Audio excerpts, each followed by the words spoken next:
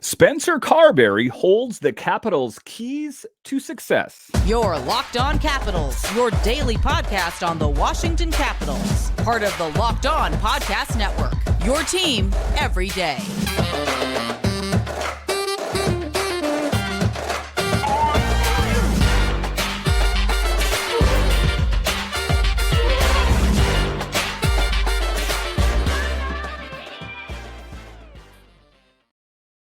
Well, hello and welcome into this edition of Locked On Capitals. I'm so glad you decided to join me today. As always, this podcast is free and available on all the major platforms, including the SiriusXM app and on YouTube. And I want to thank you for making this your first listen each and every day. My name is Dan Holme. You can find me on Twitter. It's at DanCaps218. You can find the show on Twitter. It's at Locked On Caps. And the best way that you can help grow the show is to subscribe to Locked On Capitals on YouTube and comment anything down below. The Capitals season is coming, and I would love to talk Capitals hockey with you one-on-one. And we can do that on subtext. Just check the show description for more details. In today's episode of Locked On Capitals, we talk about Alex Ovechkin's role on this team. We know he is the captain of the team, but some people think that he is a decision maker, like he can sway the opinion of Brian McClellan. It's ultimately not the case. What Alex Ovechkin has said is he wants to be in the loop, but he doesn't want to be the decision maker. That is the GM's job. We'll talk about that in the show. A little bit later, we will talk about new Capitals assistant coach Mitch Love and what role he will take with this team. And then Spencer Carbery holds the key to the Caps' success. And that is where we will start today. That is going to be the biggest change this season for the Capitals. Make no mistake about it, is Spencer Carbery in his role that he will take with this team. Some people think it's a lineup thing. Some people think, you could add this big name free agent and that can make all the difference in the world, and it might. But it's my assessment that Spencer Carbery, in the role that he takes on with his team as the head coach, makes the biggest difference. And not just Spencer, also his new assistants, who we'll talk about Mitch Love in the next segment here. But they needed a change. And Peter Laviolette and Brian McClellan and the Capitals, they just didn't necessarily mesh. And they didn't get the desired result they were looking for. Peter Laviolette said that he approached Brian McClellan and said he wanted to part ways. And then Brian McClellan said, I was going to talk to you about the same thing. So we'll agree to disagree about ultimately what was the case. But suffices to say, mutually, both sides did not want to work together in the future. And we could argue about it, and that would be an episode or a topic for another episode about ultimately why that was. But the Capitals got the coach that they were looking for, Spencer Carbery, who is no stranger to the Capitals organization. As we know, he was the head coach of the Stingrays and the Hershey Bears. We know that last year he ran the number 2 power play in all of the NHL with the Toronto Maple Leafs, the pressure cooker of the NHL in Toronto, and he was running the number 2 power play. So his resume does speak for itself. What kind of results will he get with the Capitals this season? I guess we will find out. It is coming sooner and sooner and sooner. What the face of the Capitals will look like next season with Spencer Carbery pulling the strings and pushing the buttons. One of the things that we know for sure is there was a mandate when he was hired to win a Stanley Cup, of course, but also to bring along a lot of this youth that we'd heard about for the longest time. This is going to be the season for Connor McMichael and a lot of the other players, but they're not going to be given the job just because Spencer Carbery's the coach. They are going to have to earn it. But it is a big job for Spencer Carbery to try to whip this Capitals team into shape. Can he get more production out of Evgeny Kuznetsov? It's an interesting question. Everyone thought that he had played his last game with the Capitals towards the end of the season when he said that he wanted out of DC. Of course, we know that he rebuffed those statements, but then Mike Vogel said, no, you actually did say it. Can he be the one to get Evgeny Kuznetsov back in the winning ways with the Capitals, playing at that top line center position or second line center that we know that he can be? He was a first round draft pick. And I think that the Capitals would have squandered that if they would have traded Evgeny away. And ultimately, at this point, we know he's diminished goods because he's not going to yield as big of a return because other GMs know that he wants out of DC. Can Spencer Carbery be the one to be the Evgeny Kuznetsov whisperer? Can he figure out what makes him work? We're really hoping so, because I do think there is the raw potential with Evgeny Kuznetsov to be a really great player in the NHL. He said he could be one of the best if he wanted to put in the work. Do we think that there was a disconnect between Evgeny Kuznetsov and Peter Laviolette? Yes, I do, because we saw how Kuzi played under Barry Trotz, a totally different scenario, and that is why there were a lot of rumblings out there that potentially Barry Trotz, who is now the GM of the Nashville Predators, if he was going to try to get Evgeny Kuznetsov. As it turns out, it wasn't the case. But in any event, a big thing for Spencer Carbery to have to deal with. I think that, even if the Capitals don't, win a Stanley Cup next season, if he could get Evgeny Kuznetsov back into form of how we know he can play, that would be a really big thing. Another big player that I think has great potential, I just think that maybe he was mismanaged or miscoached, is Anthony Mantha, another guy that everyone said, let's get him out of here. We want him out of here. We don't need him here.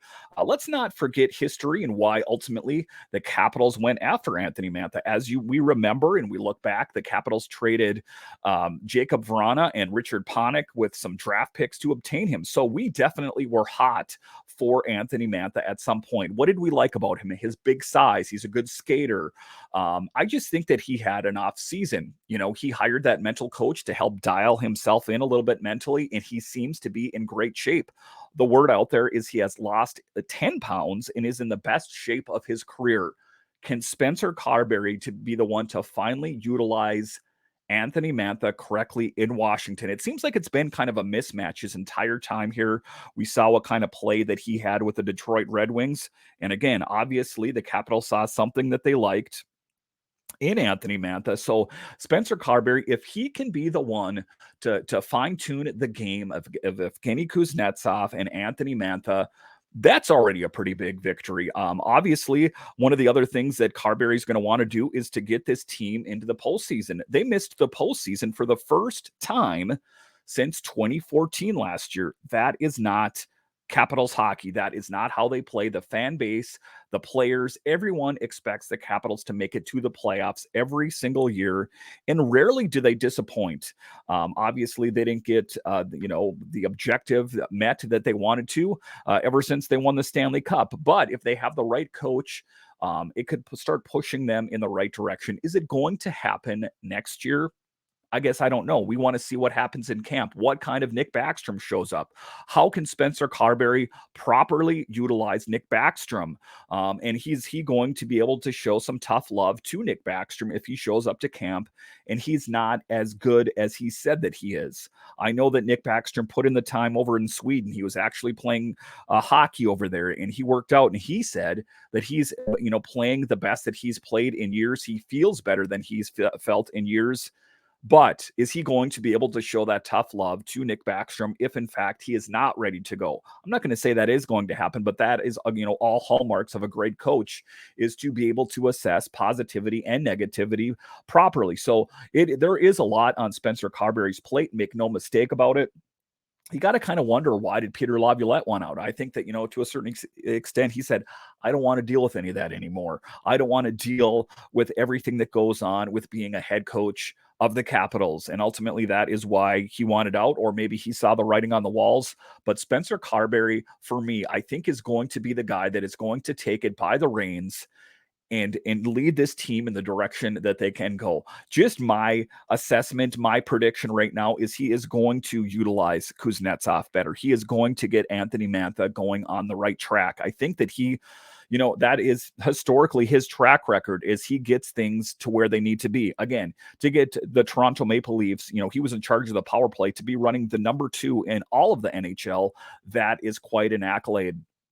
One of the other things here as well is working with his assistants. We know new assistant coach Kirk Muller will be running the power play. Can he get Alex Ovechkin in the power play where it needs to be? Again, we know that Kirk Muller is going to be running the power play, but we do know that Spencer Carbery is the head coach of the team. And if it is not where it needs to be, you got to think he's going to go, hey, Kirk, you might want to try this or you might want to try that. I'm not going to tell you what to do, but maybe you want to try this. And I think that there's going to be some good accountability there. So it's going to be interesting to see what happens. And for me, that is going to be the biggest thing on this team more than anything else. I know that we only got Patch Reddy and Joel Edmondson and some other small moves. I think that, the pieces are there if they're properly utilized to create a winning product. Is it going to be enough for them to win a Stanley Cup? I didn't say that, but I think that there will be steps in the right direction this year for this team if the players are properly utilized. I don't know what the disconnect was going on between someone like Kuzi and Peter Laviolette, but it seems like there's already a bit of a rapport between Kuzi and Spencer Carbery. So those are all the big steps that are important for a successful team and a team that is going to have goals for making the playoffs. All right, so coming up here, we will talk about new assistant coach Mitch Love and what his role will be with the Capitals. We'll talk about that straight ahead.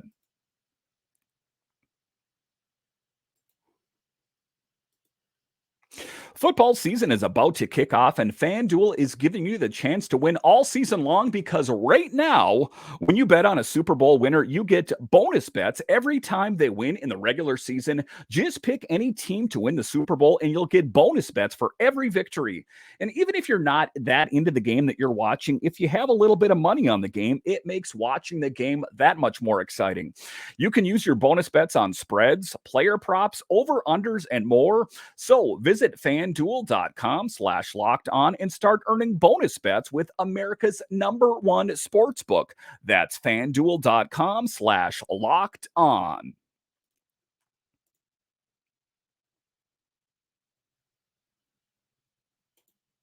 All right, welcome back into this edition of Locked On Capitals, part of the Locked On Podcast Network, your team every day. Make sure and subscribe or follow Locked On Capitals wherever you find your podcasts and on YouTube. Training camp is right around the corner, and I've got you covered on Locked On Capitals.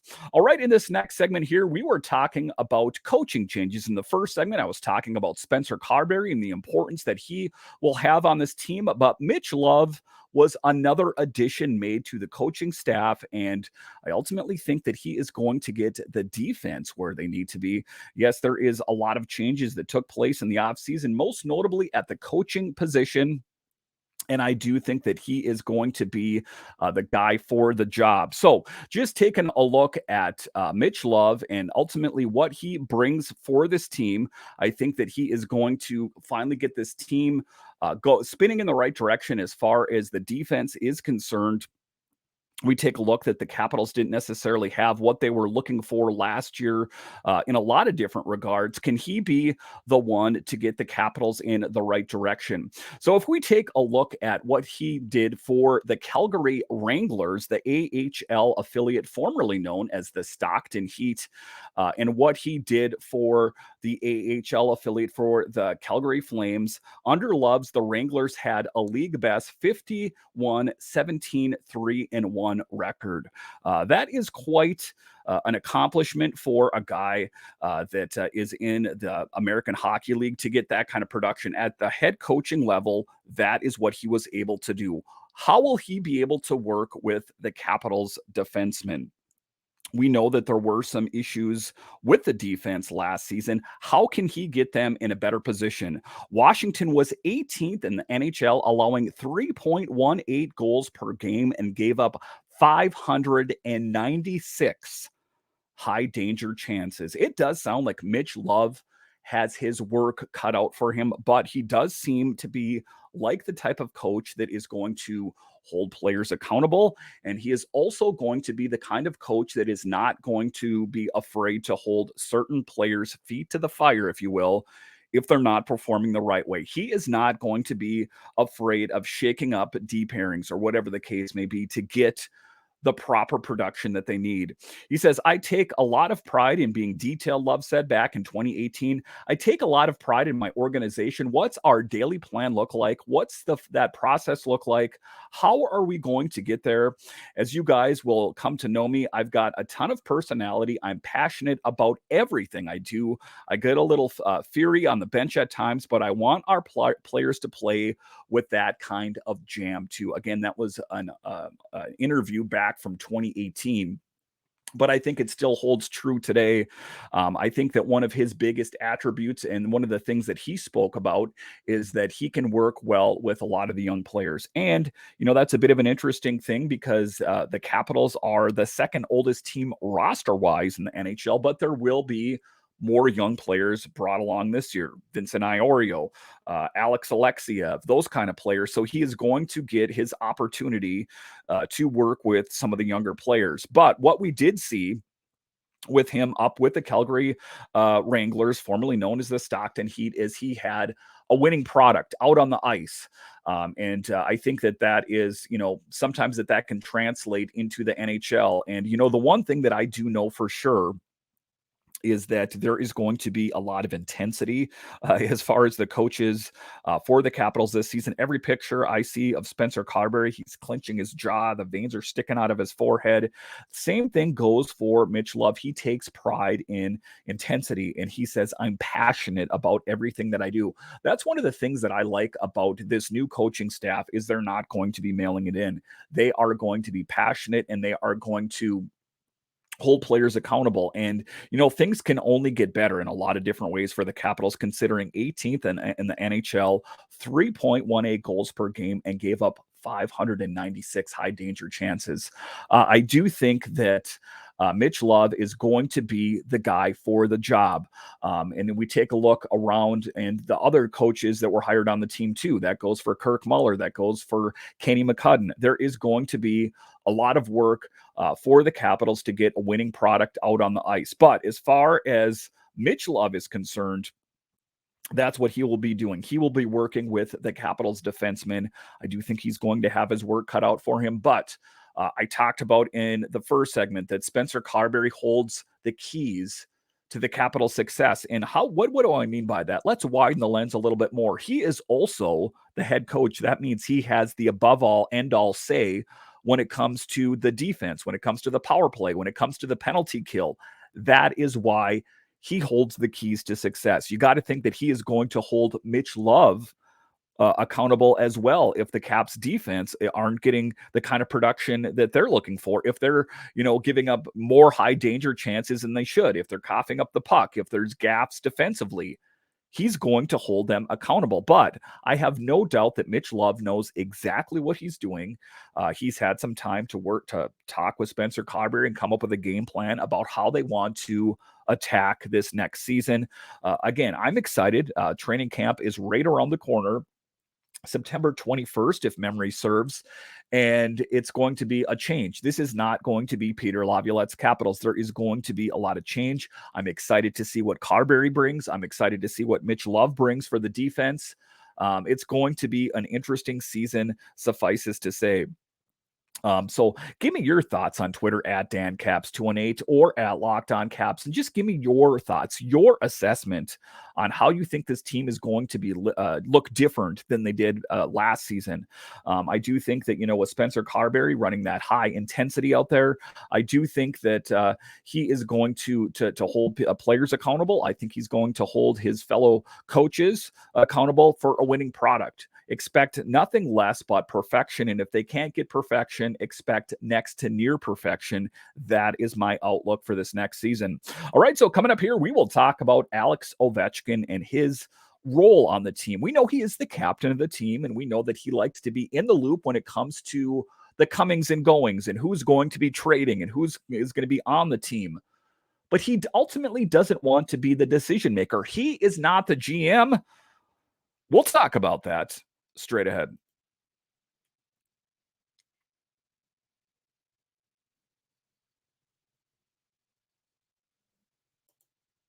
All right, welcome back into this edition of Locked On Capitals, part of the Locked On Podcast Network, your team every day. In this segment, we're going to talk about Alex Ovechkin and the role that he plays on this team. Of course, we know he is the captain of the team. We know that he is revered as one of the best hockey players of all time, but some people think that he has the ability to make decisions, that he can be a shot caller, that he can sway the opinion of GM Brian McClellan. Well, if we want this exemplified, take a look at the fact that Dmitry Orlov was traded out of DC to Boston and now with Carolina.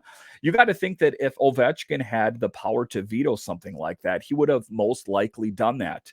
One of the things that was said is that it's a different scenario in Pittsburgh, that Sidney Crosby can sometimes sway the opinion of the GM. Is he going to have that same result in Pittsburgh this year? I don't know if that's the case. Again, this is just all speculation and spitballing. Everything that I've heard, that Sidney Crosby can sometimes say, hey, no, how about we not move that guy? I want him on this team. Alex Ovechkin, however, he is not the kind of guy that wants that decision. He wants to be in the loop. He wants to know what's going on, but he doesn't want to be the one to say, hey, yes, I like this decision, or no, I don't like this decision. Ovechkin appeared on the It's Hockey Brother podcast before returning to the U.S. and discussed longtime teammate and friend Dmitry Orlov and his thoughts on it. It was a tough thing for Alex Ovechkin, as Dmitry Orlov and Alex Ovechkin were close. He said, Dima's a good friend. It's a pity he left, but again, it's a business. The general manager, Brian McClellan, did what he had to do, Ovechkin said, per Deep L translation. If he didn't want to sign a contract, there was no point in letting him go for nothing. And at the end of the day, that is a very mature approach from Alex Ovechkin, as he realizes that, yes, this is a business, that it would be a bit short-sighted and selfish to say, hey, he is my friend. He is my fellow countryman. I do not want to trade him. So he understands how all this goes. I think that maybe he said, if you can keep him around, keep him around. But I understand. But this is just kind of debunking anything out there that some people have thought that Alex Ovechkin actually holds like veto power, or he can sway the opinion of GM Brian McClellan. Not the case. Everything that's been said out there is that he wants to be in the loop, but he does not want to be the decision maker. When he was asked about his role and how he plays and if he sways the opinion, he says, that's the salary cap. I'm not a general manager. I can't manage a team. My job is completely different, Ovechkin said. So that was one of the things that was said out there, is that, everyone's like, well, Ovi, he's not going to let Kuznetsov go. He's not going to let Dmitry Orlov go. Well, we all know right now that that is not the case, as Dmitry Orlov no longer plays on the Capitals. There was a lot of talk out there that at the end of the season, when Boston said they had no plans of bringing Dmitry Orlov back, that maybe he could come back to the Capitals. And you got to think that if Alex Ovechkin really wanted him back, maybe he would have said something, but he understands his role. He understands which lane to stay in, and his lane is playing great hockey and being the captain of the team. But he doesn't want to get involved in the inner workings about who comes and who goes. That's kind of too stressful for him. Let him concentrate on catching Gretzky. Let him concentrate on helping the Capitals win another Stanley Cup. Let's not get him, involved in all the inner workings of transactions and that kind of thing. If that is in fact the case, what Sidney Crosby does in Pittsburgh, I think that is the incorrect approach to take. He says, I don't know what's going on there in Pittsburgh, how it all works, he added. In Washington, if any advice is asked for, I give it. So what does that mean? I think that, if Brian McClellan goes to him and says, well, what would you do in this situation? He might say, this is what I would do, or that's what I want to do. But hey, you're the GM. You make the decision. And I think that that is the very mature approach. And ultimately, that kind of speaks volumes of what kind of player Alex Ovechkin is. And I think that ultimately, GM Brian McClellan is probably thinking, sometimes I'm just going to let Ovi know because I don't want to upset him, especially when it's someone that he knows he's close with. I think that would also be the case if Evgeny Kuznetsov was ever dealt out of DC, that he'd want to be on the loop on that, and he might give his opinion. But I think, at the end of the day, Ovechkin isn't, wearing Russian colored glasses on. He ultimately knows what kind of player Evgeny Kuznetsov, if he was dealt out of Washington, he probably sees all the highs and the lows of his career and would understand why. He might be a little bit bummed out because there's a long-term friendship there. But ultimately, that is the right approach, I think, for Ovechkin to take, to say, hey, I'll give you my opinion. Let me know what's going on. But you, Brian McClellan, you make the decisions and let me know what your decision is. That is maturity, and that is what we love about Alex Ovechkin. All right, once again, I want to thank you for joining me on this edition of Locked On Capitals. And are you a fan of other DC sports? Well, Locked On has got you covered. We have Locked On Nationals, Commanders, and Wizards. So no matter what major DC sport it is, Locked On has got you covered. All right, once again, I want to thank you for joining me on this edition of Locked On Capitals, part of the Locked On Podcast Network, your team every day. My name is Dan Holme, and I'll talk to you again next time.